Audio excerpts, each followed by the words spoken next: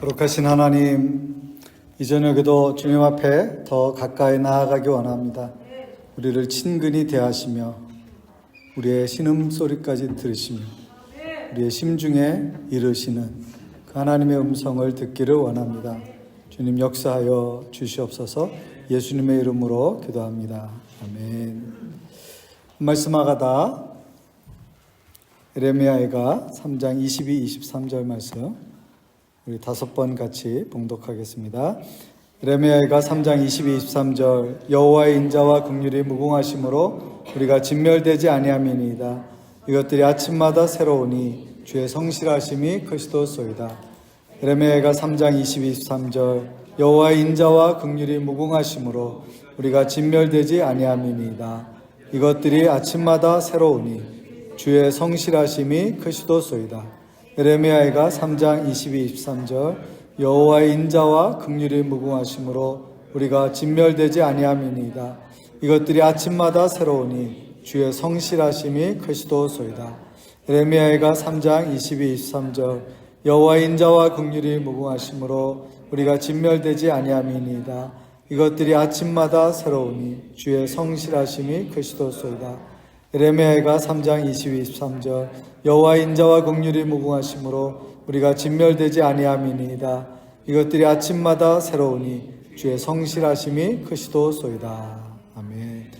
우리를 긍휼히 여기시는 하나님의 은혜가 날마다 우리에게 부어주는 줄로 믿습니다. 그 은혜를 누리시기를 주님의 이름으로 권합니다.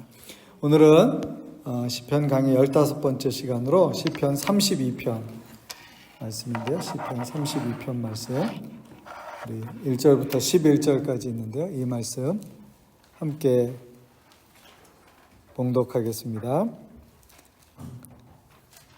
1절입니다. 허물에 사함을 받고 자신의 죄가 가려진 자는 복이 있도다. 마음에 간사함이 없고 여호와께 정죄를 당하지 아니하는 자는 복이 있도다. 내가 입을 열지 아니할 때에 종일 신음함으로 내 뼈가 쇠하였도다. 주의 손이 주야로 나를 누르시오니 내 진액이 빠져서 여름 가뭄에 마른같이 되었나이다. 내가 이르기를 내 허물을 여호와께 자복하리라 하고 주께 내 죄를 아뢰고 내 죄악을 숨기지 아니하였더니 곧 주께서 내 죄악을 사하셨나이다. 이로 말미암아 모든 경건한 자는 주를 만날 기회를 얻어서 주께 기도할지라. 진실로 홍수가 범람할지라도 그에게 미치지 못하리이다. 주는 나의 은신처이오니 환난에서 나를 보호하시고 구원의 노래로 나를 두리시리이다. 내가 내 갈 길을 가르쳐 보이고 너를 주목하여 훈계하리로다. 너희는 무지한 말이나 노새같이 되지 말지어다. 그것들은 제갈과 굴레로 단속하지 아니하면 너에게 가까이 가지 아니하리로다. 악인에게는 많은 슬픔이 있으나 여호와를 신뢰하는 자에게는 인자하심이 두루리로다. 너희 의인들아 여호와를 기뻐하며 즐거워할지어다. 마음이 정직한 너희들아 다 즐거이 외칠지어다. 아멘. 오늘 시편 32편인데요. 돌이키고 신뢰하라는 제목으로 같이 이 말씀을 나누기를 원합니다. 시편 가운데는 5권의 책으로 나누어진 부분도 있고 또 각각의 그 주요한 목적에 따라서 하나님을 찬송하는 시도 있고 교훈하는 시도 있고 탄원하는 시도 있지만 또 오늘 우리가 함께 읽은 이 시처럼 회개하는 시도 있습니다. 시편 가운데는 회개의 시가 모두 7편이 있는데 6편, 32편, 38편, 51편, 102편, 130편, 143편입니다. 네, 7개의 시편은 회개의 시로 알려져 있는데 하나님 앞에 죄를 자백하고 하나님의 은혜를 구하는 시인데 그 중에서 오늘 우리가 읽은 32편과 또 51편은 대표적인 회개의 시다 이렇게 말할 수 있겠습니다. 이 32편과 51편은 다 다윗의 저작인데요. 다윗의 생애 가운데 가장 어두웠던 시기인 다윗이 우리아의 아내 밧세바를 취하는 과정 가운데 범죄하여서 그 죄를 하나님이 지적하신 그 일에 대해서 그가 돌이켜 회개한 것이 이 2편 가운데 집중 기록되어져 있는 것을 볼 수 있습니다. 51편에서는 다윗이 어느 날 나단 선지자를 만나잖아요. 그래서 이 다윗의 죄 악행을 나단이 이제 그에게 가서 하나님의 이름으로 고발하는 것을 우리가 사무엘하에서 읽을 수 있습니다. 나단 선지자가 찾아가서 이야기를 들려주죠. 어떤 사람이 양이 100마리가 있는데 그 옆에는 한 마리 양을 가지고서 이렇게 어렵지만 행복하게 열심히 살아가는 집이 있다. 그런데 이 100마리 있는 집에 손님이 왔더니 그 주인이 옆에 있는 한 마리 양을 애지중지하고 있는 그 집의 것을 빼앗아다가 그것으로 그 손님을 대접했다. 뭐 이런 이야기를 들려줍니다. 그래서 이런 사람은 어떻게 하는 게 좋겠습니까? 라고 말할 때 다윗이 어떻게 대답했죠? 이런 천하의 몹쓸 인간이다. 가만두지 않겠다. 그런 자는 그냥 둘 수 없다. 이렇게 말하게 되어지는데 그때 나단 선지자가 유명한 말을 남기죠. 당신이 바로 그 사람입니다. 그가 가졌던 왕의 권한이나 힘으로 보아서는 남의 것도 빼앗을 수 있는 그런 자리에 있었죠. 그가 우리아를 우여곡절 끝에 죽게 만들고 그 다음에 밧세바를 범하고 또 그를 데려와서 결국에는 자기의 아내로 합법적으로 삼은 그 사건에 대해서 이야기한 것입니다. 그 나단 선지자의 음성을 들었을 때 다윗의 놀라운 특징은 뭐냐면 그가 즉각적으로 회개하고 통회하고 자복하였던 것입니다. 그래서 시편 51편이 이제 가장 대표적인 그런 참회의 시, 회개의 시로 알려져 있습니다. 근데 32편은 같은 상황을 다루는데 51편은 조금 더 다윗이 범죄하고 그 상황이 진행되어져 가는 가운데서 조금 빠른 시간에 나단 선지자의 선포가 있었고 또 그가 그것에 대해서 돌이켜 회개한다면 32편은 조금 더 시간이 지나고 나서 이제 다윗의 10년 가운데 하나님의 은혜로 용서의 확신을 경험하고 나서 그가 그 자기의 끔찍했던 죄의 시간들과 죄로 말미암아서 고통받았던 시간들을 생각해 보면서 하나님 앞에 돌이켜 회개하고 용서를 구하는 것이 그리고 그 은혜 안에 사는 것이 얼마나 중요한가라고 하는 것을 깨달으면서 기록한 시다 이렇게 볼 수 있겠습니다. 그래서 오늘 시는 크게 두 부분으로 나누면 하나는 다윗이 직접적으로 경험한 개인적인 경험에서 고백하는 내용이고요. 그 다음에 후반부에서는 그가 다른 사람들에게 자기가 경험한 것을 통해서 이 죄와 죄의 용서, 회개와 용서에 대해서 이제 경험한 것을 토대로 다른 사람에게 권면하는 그런 내용이라고 할 수 있겠습니다. 그래서 앞부분에서의 핵심적인 내용은 죄의 용서함을 받는 것은 얼마나 감사한 일인지, 얼마나 행복한 일인지에 대해서 이야기하고요. 그 다음에 뒷부분에서는 죄를 자백하고 회개하라고 다른 사람들에게 교훈하고 있는 것입니다. 오늘 표제어는 다윗의 맞쓰길이라고 했는데요. 맞쓰길은 음악 연주 기법 중에 하나로 그렇게 알려져 있습니다. 1절에 보시면 이렇게 시작하죠. 허물의 사함을 받고 그 다음에 자신의 죄가 가려진 자는 복이 있도다. 마음에 간사함이 없고 여호와께 정죄를 당하지 아니하는 자는 복이 있도다. 이렇게 기록되어 있는데요. 먼저 히브리어 시에서는 복이 있도다 이런 말로 시작합니다. 복이 있도다. 그러면서 설명하기를 뭐라고요? 허물의 사함을 받고 자신의 죄가 가려진 자는 이렇게 말하고요. 또 2절에서 복이 있도다. 마음에 간사함이 없고 여호와께 정죄를 당하지 않는 자는 이라고 말합니다. 다시 말해서 다윗은 이 시를 통해서 죄에 대해서 그 회개하지 않은, 돌이키지 않은, 용서받지 못한 죄에 대한 부분을 이야기하고 있습니다. 거기에 그런 단어들이 반복되죠. 허물이라는 단어가 나오고요. 그 다음에 죄에 대해서 나오고요. 그 다음에 마음의 간사함에 대해서 나옵니다. 이 세 가지 단어는 다 죄, 하나님 앞에 합당하지 않은 죄악을 의미하죠. 허물이라고 하는 것은 우리 생각에는 이제 허물이라고 하는 것이 아주 사소한 잘못 이렇게 여겨지는데요. 히브리어에서 의미는 반역, 변절, 하나님을 하나님으로 인정하지 않는, 고의적으로 하나님을 떠난, 이렇게 아주 매우 중요하고도 심각한 죄를 허물이라고 표현했어요.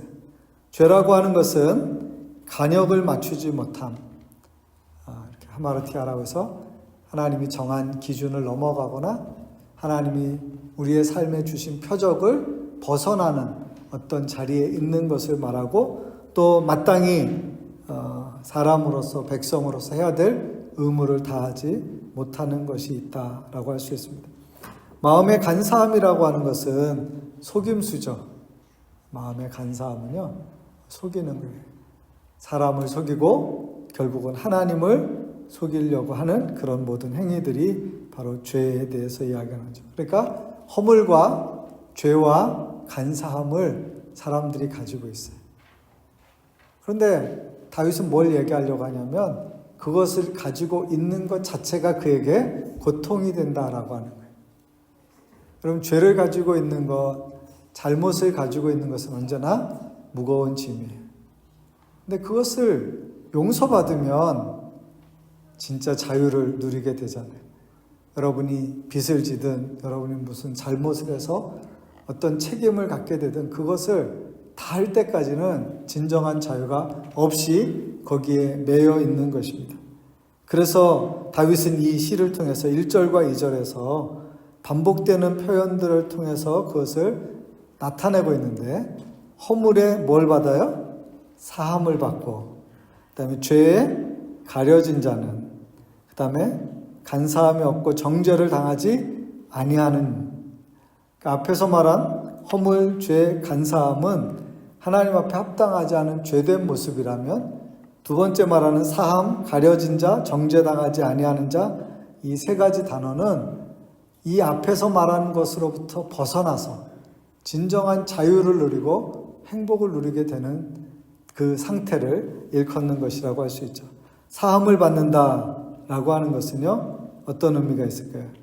그것은 그 죄를 치워주셨다, 용서해 주셨다, 또 그 짐을 옮기게 되었다, 이런 의미가 담겨 있습니다. 어떤 짐이 있어요.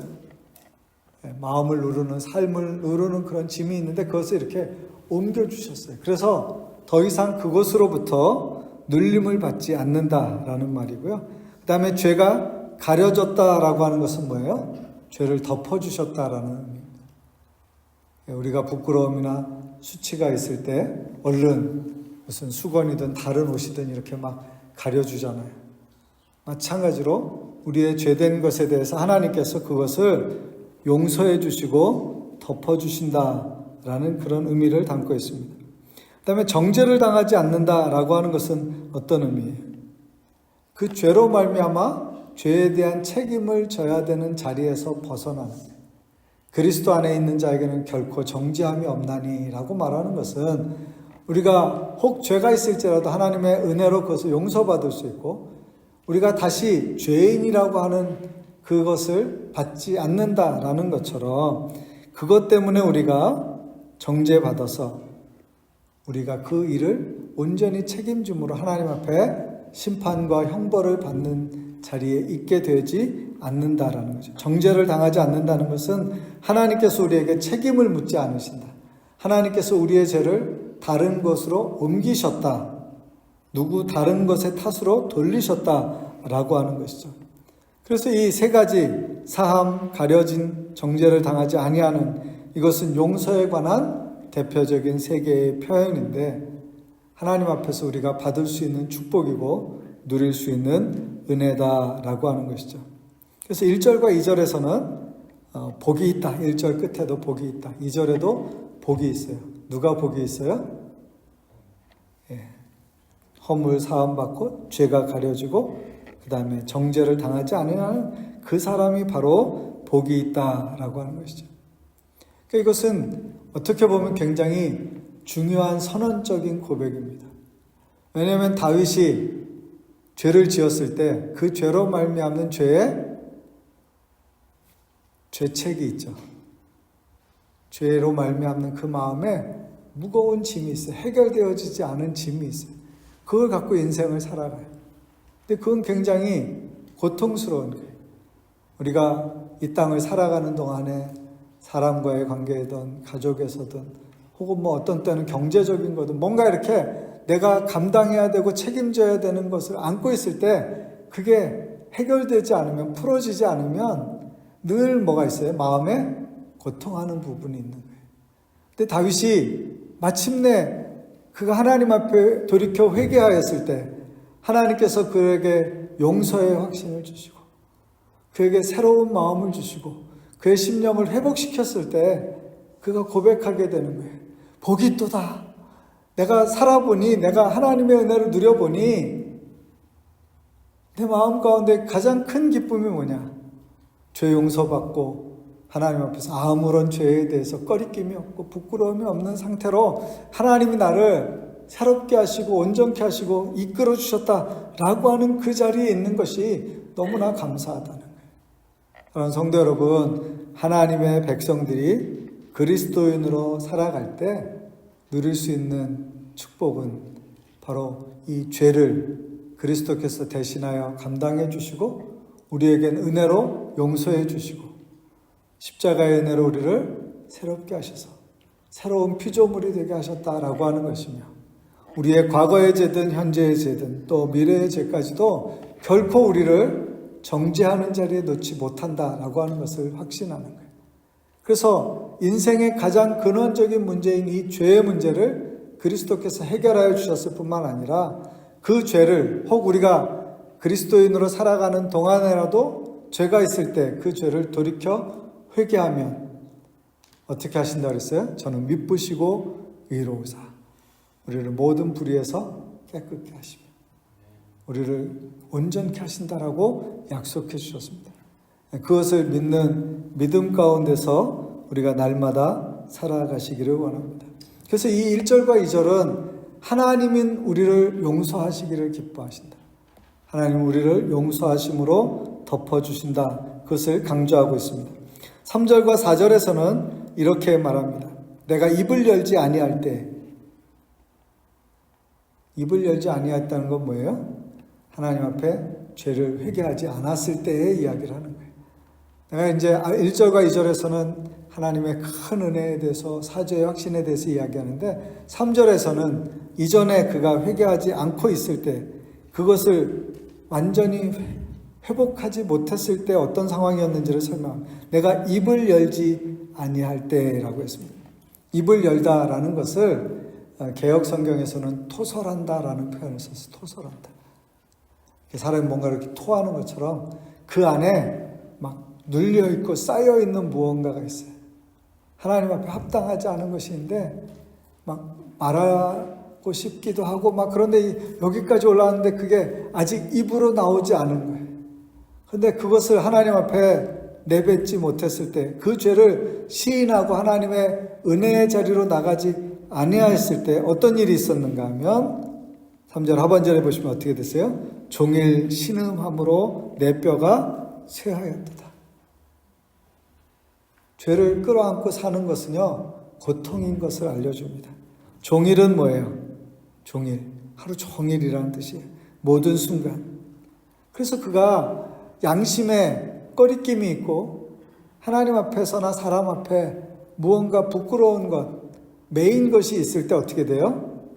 그것이 영혼에만, 정서에만, 마음에만 고통을 주는 게 아니라 나아가서 어디까지 이르냐면 그 육체에도 고통을 주게 된다는 거예요. 그래서 뭐라고 말했냐면 내 뼈가 쇠하였도다. 죄를 고백하지 않았을 때 막 사람이 피가 마르는 것 같고 그래서 고난이 가중되어지며 정신적으로 영적으로뿐 아니라 삶의 의미를 잃어갈 정도로 모든 영역에서의 고통이 있게 되어지는 거예요. 그래서 종일 신음한다 그랬어요. 신음한다는 것은 끙끙 앓는 소리를 내는 거기도 하지만 다른 표현으로는 이게 히브리어 원어의 의미에서는 괴로움으로 소리친다는 거예요. 괴로워서 막 소리가 질러져요. 이게 그냥 막 이런 정도가 아니라 막 기가 막힌 탄식하는, 외치는, 울부짖는 그런 소리가 나고 그 뼈가 쇠하여진다. 내가 입을 열지 아니할 때, 회개하지 않은 죄를 품고 살아가는 것은 이러한 고통이다라고 하는 것을 말씀합니다. 그것을 좀 더 설명한 것이 4절인데요. 주의 손이 주야로 나를 누르시오니, 주의 손이, 하나님의 손이 주야로 나를 이렇게 누르세요. 이건 뭐예요? 내 마음에, 양심에 하나님 앞에 내 영이 합당하지 않은 것을 끌어안고 있으니까 어떻게 하나님이 그 부분에 대해서 내 영에 계속 말씀하실 때, 마치 우리 안에 성령이 탄식하면서 우리의 삶에서 하나님 앞에 합당하지 않은 그런 모습으로 살아갈 때 그 부분에 대해서 지적해 주실 때, 마치 그게 뭐 같으냐면 하나님이 나를 이렇게 누르시는 것 같아요. 이렇게 누르시는 거예요. 아마 우리 박정민 형제처럼 이렇게 한의하시는 분이 어떤 포인트를 잡아서 꾹 누르면 어떻게 해요? 예? 막 자지러지게 소리가 나오잖아요. 막 소리치게 되잖아요. 막. 예? 막 소리가 나. 왜냐하면 그 누르실 때, 여기 본문에도 그렇게 했어요. 주의 손이 주야로 나를 누르시오니, 이렇게 눌러주시는 거예요. 이 말은 그것이 나를 그렇게 압박한다는 거예요. 우리가 그런 표현을 가끔 쓸 때가 있어요. 가슴에 돌을 얹어 놓은 것과 같다. 가슴에 돌을 얹어 놓은. 이게 뭔가 삶에 중대한 어려움을 안고 있을 때 그게 어떻게 해요? 내 가슴 위에다가 큰 돌을 올려놓고 있는 것 같아요. 그러니까 막 눌려가지고 어떻게 할 줄 모르는 거예요. 근데 4절 밑에 보시면 뭐라고 되어 있어요? 내 진액이 빠져서 여름 가뭄에 마름같이 되었네. 하나님이 이렇게 누르시면은요, 온몸에서 모든 진액이 다 빠져나가는 거예요. 이 진액이라고 하는 것은 체액이며 눈물, 콧물, 땀이며 피며, 하여간 뭐든지 내 몸 안에 있는 그 모든 기운들이, 활기를 주는 것들이, 힘을 나게 하는 것들이, 생명력 있게 하는 것들이 다 빠져나간 것 같아요. 그래서 이렇게 하나님이 꽉 누르시면 어떤 상태가 되냐? 여름 가뭄에 마름같이 되었나이다. 뭐 우리는 농사를 안 짓기 때문에 가뭄에 대해서 그렇게 민감하지 않고, 또 캐나다에 살면 캐나다가 왜 가뭄이 들지? 라고 늘 생각하잖아요. 왜냐하면 1년 내내 비가 오는 동네에 살다 보니까 이렇게 비가 많이 오는데도 뭐가 부족해? 막 여름에 잔디밭 물 주는 거 규제한다 그러면 약간 이해가 잘 안 될 때가 있잖아요. 그 많은 물은 다 어디로 갔을까? 막 이런 궁금함이 생겨요. 그런데 여름 가뭄에 이 마름 같다. 그럼 한국에서 그런 사진은 보셨겠죠? 이 논이 쩍쩍 갈라져가지고 막 이렇게 주리가 있어요. 금이가 있어요. 그래서 너무나 메말라서. 그래서 그때 뉴스는 뭐예요? 언제 전국적으로 해갈이 되느냐? 언제 때에 맞는 비가 내려서 해갈이 되느냐? 그런데 오늘 본문에 보면 하나님의 손이 나를 이렇게 누르시면 내 진액이 빠져서 여름 가뭄에 마름같이 된다라고 해요. 다시 말하면 죄를 품고 살면 피폐한 삶을 살게 되어진다라고 하는 거예요. 우리가 그리스도인으로서, 하나님의 백성으로서 죄가 우리 가운데 있는데 그것을 풀어내지 않으면, 회개하고 용서받지 않으면 그건 우리의 삶을 점점 더 미궁 속으로, 피폐함으로, 우리를 더 큰 고통의 자리로 몰아넣게 되어진다는 거예요. 다윗이 친히 그것을 경험했어요. 학자들은 한 1년여의 시간이 흘렀을 것이라고 생각합니다. 51편과 32편 사이. 그러니까 회개하고 돌이켰는데 이제 그 모든 정황들이 정리되어지는 그 과정 가운데서 그가 하나님의 회개의 은혜, 사죄의 은총 가운데 나아가서 그것으로부터 하나님이 자신을 회복해 하셨다라고 하는 것을 확신할 때까지 그의 마음은 어때요? 계속 무언가 눌리는 것 같았던 거예요. 근데 그것이 풀어지는 은혜가 있었다는 것을 고백하는 거죠. 5절에 이렇게 말씀합니다. 내가 이르기를 내 허물을 여호와께 자복하리라 하고. 그러니까 이제 어떻게 돼요? 견디지 못하니까 그제서야 어떻게 해요? 항복하는 거예요. 하나님께 나아가서 자복하리라. 자복한다라고 하는 것은 죄를 인정하는 것이고요. 하나님의 판단을 수용하는 것이고 동의하는 것입니다. 그래서 하나님 앞에 신실하게 하나님 어떻게 하시든 그것을 따르겠다라고 아뢰고 또 선언하는 것입니다. 어떤 분은 하나님께 자복한다 이것을 재미있는 표현으로 수문을 열다 이렇게 표현했어요. 수문을 열다. 여러분 이렇게 가뭄때에 만약에 저수지나 댐에 물이 있으면 어떻게 해요? 그 문을 열면 흔히 말하는 물꼬가 트이는 거예요. 물꼬가 트이면 뭐가 생겨요? 살 길이 생기는 거예요. 물꼬가 트이면. 근데 막혀 있으면 어떻게 돼요? 살 길이 없는 것처럼 답답한 거예요. 그런데 그 물꼬가 트이면 거기로부터 흘러오는 하나님의 은혜가 나에게 임하게 되어진다는 거예요. 그것이 5절 하반절에 보시면 주께 내 죄를 아뢰고 내 죄악을 숨기지 아니하였더니 같은 표현이죠. 죄를 아랜다, 죄악을 숨기지 않는다. 죄를 다 아뢰면 숨길 것이 없는 거죠. 숨길 것이 없다는 것은 이미 다 아뢰었다는 것이죠. 낱낱이 철저히 그것을 고백했더니 5절 하반절에 뭐라고 말했어요? 곧 주께서 내 죄악을 사하셨나이다. 하나님은 우리가 회개하면 기다리셨다는 듯이 곧 우리의 죄를 회개하신다라고 하는 거예요. 즉각적인 사죄, 은총을 베풀어 주신다는 것입니다. 이것은 개인이든 공동체든 나라와 민족이든 주님 앞에 합당하게 돌이키고 그 은혜를 구하라고 하는 말씀으로 이해할 수 있겠습니다. 6절에 보시면 이로 말미암아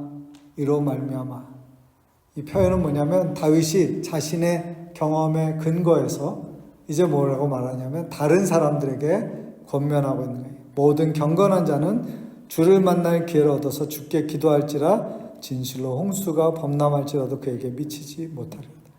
모든 경건한 자는 누구냐면 하나님의 언약의 백성, 하나님의 자녀들, 하나님의 은혜와 사랑을 받는 사람들인데 그 사람들이 인생을 살아가는 동안에 혹 죄된 것이 있을지라도 실수가 있을지라도 잘못했을지라도 어떻게 하라고요? 주를 만날 기회를 얻어서 주께 기도할지라.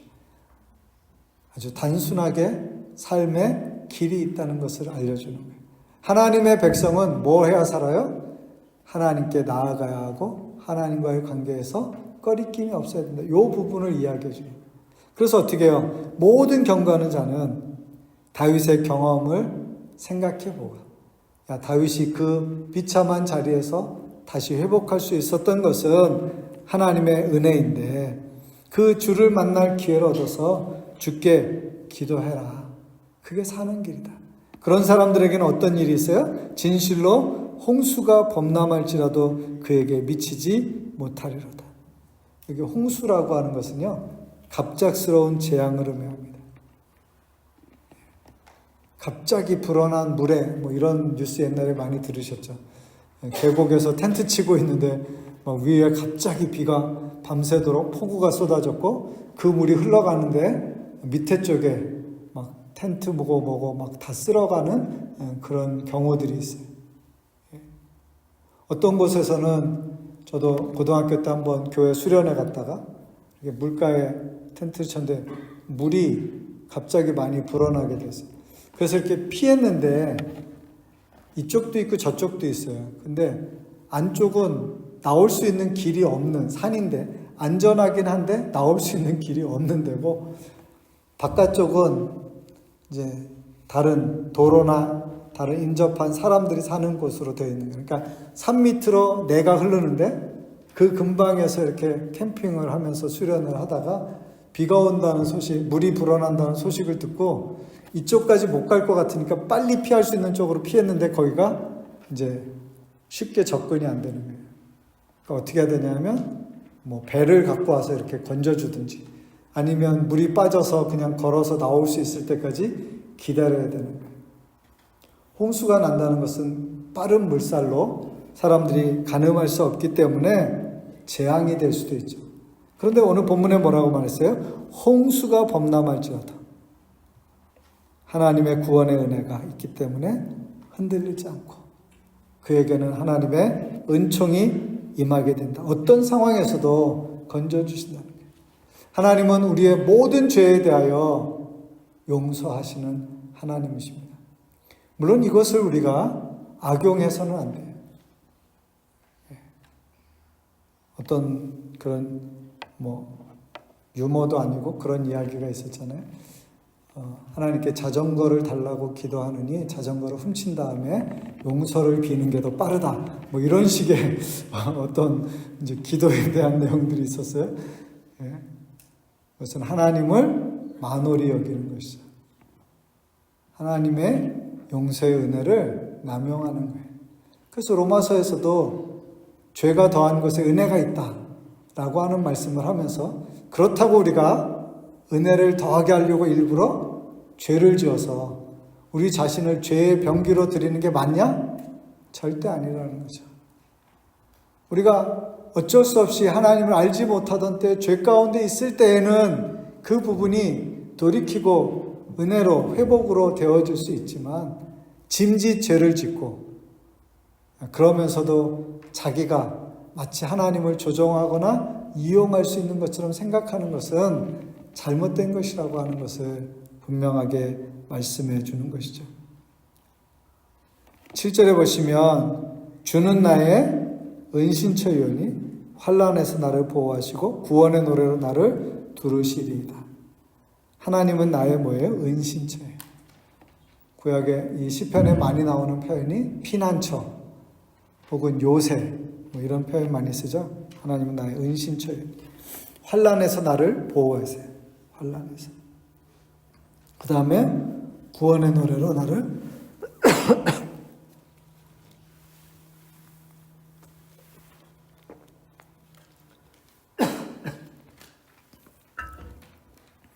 죄송합니다.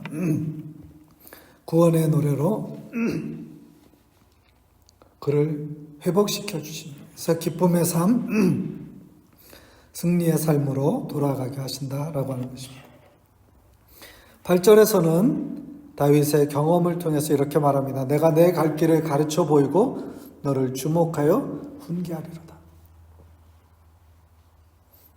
살아본 사람은 그 의미를 알고 그 뜻을 알기 때문에 그것을 도울 수 있고 인도할 수 있다라는 것이죠. 9절에 너희는 무지한 말이나 노새같이 되지 말지어다. 아주 흥미로운 표현이죠. 너희는 무지한 말이나, 여기서 말은 타고 다니는 말입니다. 사람이 말하는 말이 아니라 사람이 타고 다니는 말. 그 다음에 노새, 말이나 노새는 둘 다 동물을 의미하는데요.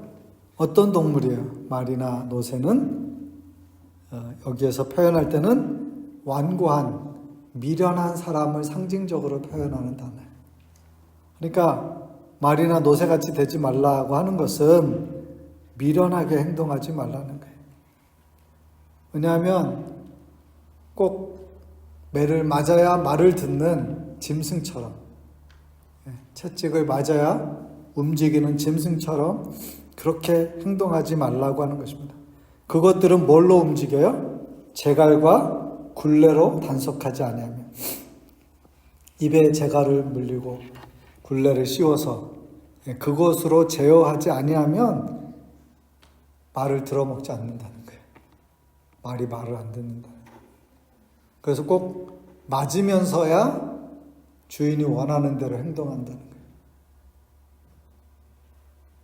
사람도 그럴 때가 있지 않아요? 굉장히 다윗이 점잖게 말로 표현했지만 우리가 어렸을 때는 부모한테 많이 들었을 것이고 우리가 부모가 됐을 때는 자녀한테 많이 말했을 거예요.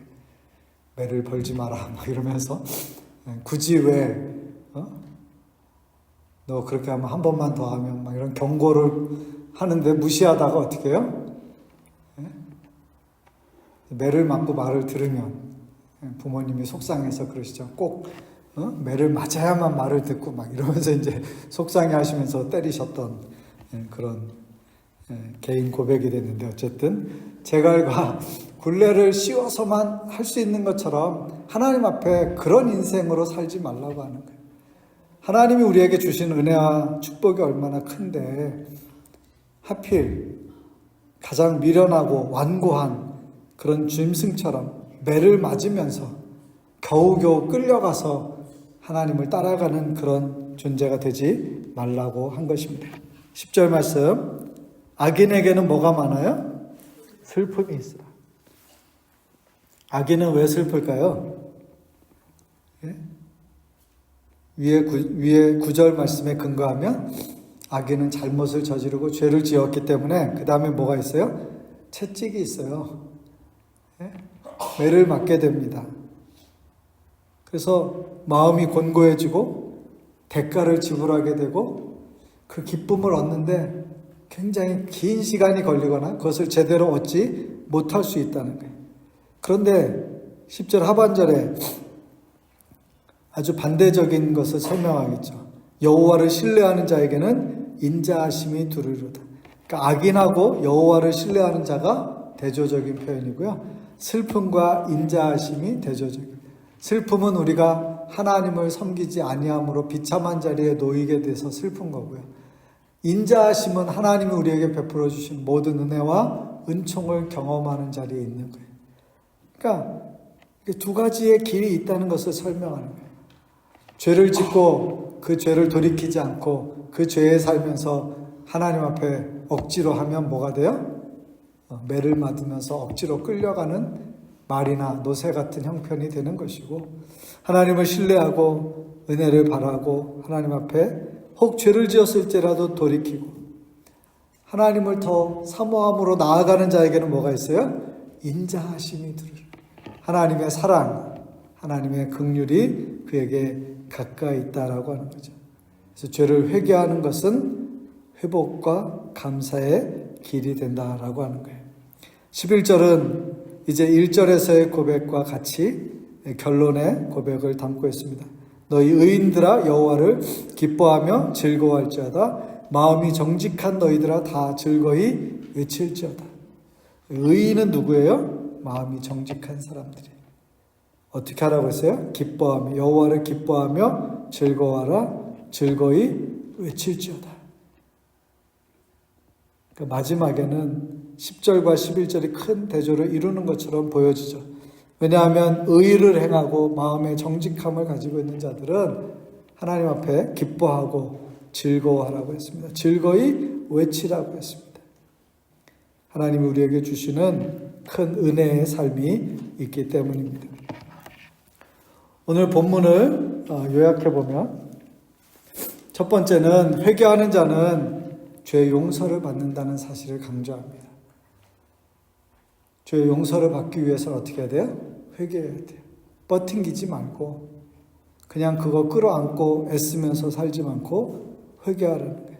회개라고 하는 것은 뭐예요? 자신의 죄를 인정하는 것이고, 죄라는 것은 하나님을 반역하고 하나님이 원하지 않는 길로 가는 것이며, 그래서 하나님 앞에 그것을 그대로 고백하고 용서의 확신을 갖는 것이죠.